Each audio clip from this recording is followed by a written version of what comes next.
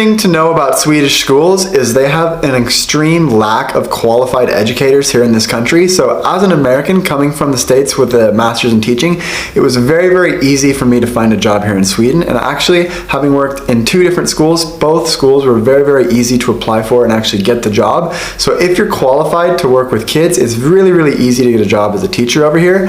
And that is one thing to consider when you're around the schools. A lot of times they have to bring in long-term substitutes and have people work at the schools that aren't necessarily qualified teachers to fill in a lot of roles, because teachers are in such high demand here in Sweden. In terms of grades, Swedish schools are much, much different than American schools. And the American way is much simpler in my opinion, because we use points and percentages. If there's an assignment and you get 9 out of 10, you've got 90% on that assignment. And over the course of a term, you'll have lots of assignments, and your overall percentage of what you've got, of the total points, is going to determine your grade. In Sweden, it is completely different. It's based on a rubric system. So basically, the Swedish government has a list of skills that the students need to accomplish, and if they are able to accomplish a skill at a certain level, we fill in the bubbles. So almost every skill has 3 levels, and in each level you can fill in a yellow, green, or a red if the student hasn't accomplished that skill yet.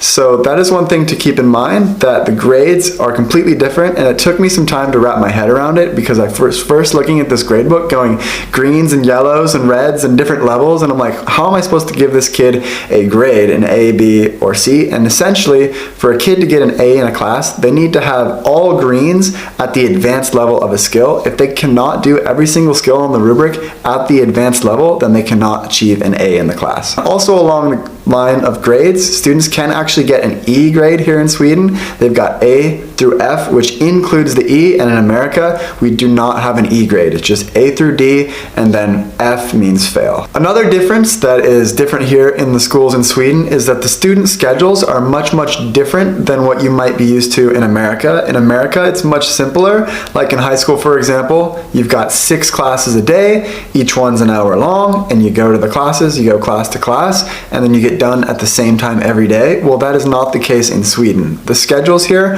are all over the place. They can be really, really confusing to navigate until you get used to it at first.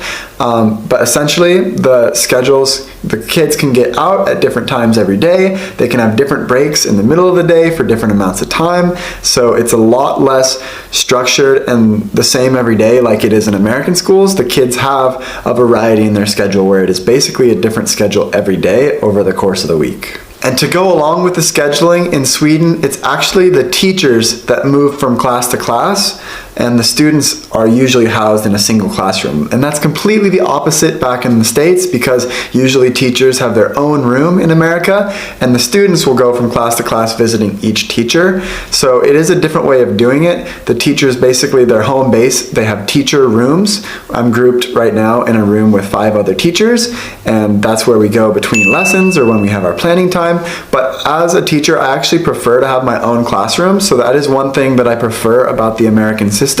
But there are definitely advantages to doing it both ways. One thing that kind of surprised me about Swedish schools, and in particular private schools, is at Swedish private schools, the students do not have to pay to attend. It's actually illegal to charge students for school at the lower grades. So all of the private schools are funded by the government, and the government actually gives the schools a certain amount of money based on how many students are attending the school, which was kind of mind-boggling for me, because in America, most times private schools are very, very expensive, and just that is one difference that kind of took me by surprise when I first started working in the Swedish school system. In terms of my situation specifically being a PE teacher, there are a ton of activities that we're doing here in Sweden that I never had training in America, and that I never did in school as a student, such as a lot of the winter activities. We've been able to do ice skating with our class, a lot of nature activities like going hiking in the woods and being able to orient yourself. Swimming is a big part of the PE curriculum here in Sweden.